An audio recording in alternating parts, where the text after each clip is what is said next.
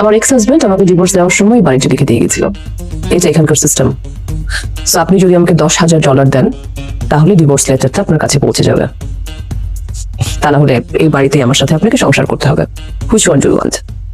আবার ব্যবসাগুলি হয়েছে। এই যে শোনেন, 1 পয়সা আমি দেবো না, তালাক হবে মার না। আপনার মতো মহিলার সঙ্গে আমি জীবনও সংসার করবো। তাই না? এই যে আপনার বোনের জামাই, রাইট? ওনাকে জিজ্ঞেস করেন যে টাকা দিতে হয় কি হয় না। আপনি বাংলাদেশ পেয়েছেন, এখানে বিয়ের চাইতে ডিভোর্সের খরচ বেশি। সেটা যে জায়গায় হোক, সেটা আপনি একটু অসতী আছেন। কিন্তু কিরকম ওষুধ আমি কি করেছি আমি?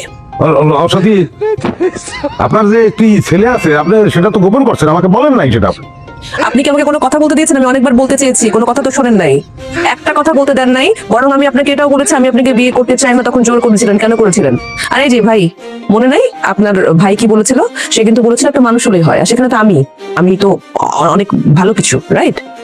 ভাইয়া আমি বলি কি, আপনি সংসারটা করেন। আপনার তো বাচ্চা কাছে দরকার ছিলই, তাই না? তো এরকম একটা সুন্দরী বউর সাথে ফ্রিতে একটা বাচ্চা আছে। কানাডায় করো কি কানাডায় বুঝি তো চালাও। পেস্টের লোকে বিরাজ ফিরে দিতে ফিরির অভ্যাস হয়ে গেছে। বাচ্চা ভাই কি বাচ্চা দোয়ান দিতে বাচ্চা ফিরে দেবে? আর আমি বাচ্চা কার বাচ্চা নেবো? কি আমার বাচ্চা? কালটিভেল টিউনার কথাবার্তা শোনেন। আমার এই যে গলায় মেডেল গুলো আছে, এগুলো সবই সোনার। আমার ধারণা আপনি বেসলে যা চাইতে আছেন তার তো বেশিটা হইবেন। আমি যা বলতে আছি, আপনি পায়ে ধরে মানিয়ে নেন, তালাকটা দিয়ে দেন, এটা ভালো হইবে।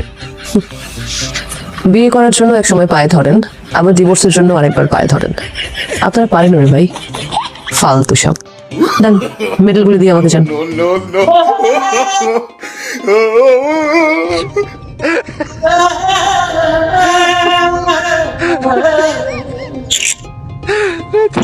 চারটা মেডেল।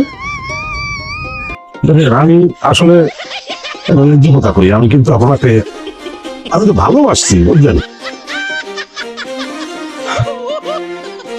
আমি কোনোদিনই আপনার ডিভোর্স দিতাম না। আপনার যদি সন্তানটা না থাকতো, আপনি বিবাহিত হইলেও আমি এটা বুঝতে পারতাম, আমি গোপন করতে পারতাম।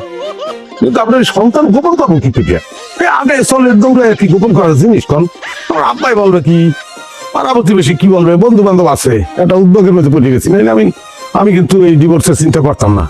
আমি তবে ন্যায্য কথা, আমার দিলের কথা থেকে আমি কিন্তু ভালো আপনাকে বাসছি, আমি আপনার বলতে পারবো না। ভালো আসি সব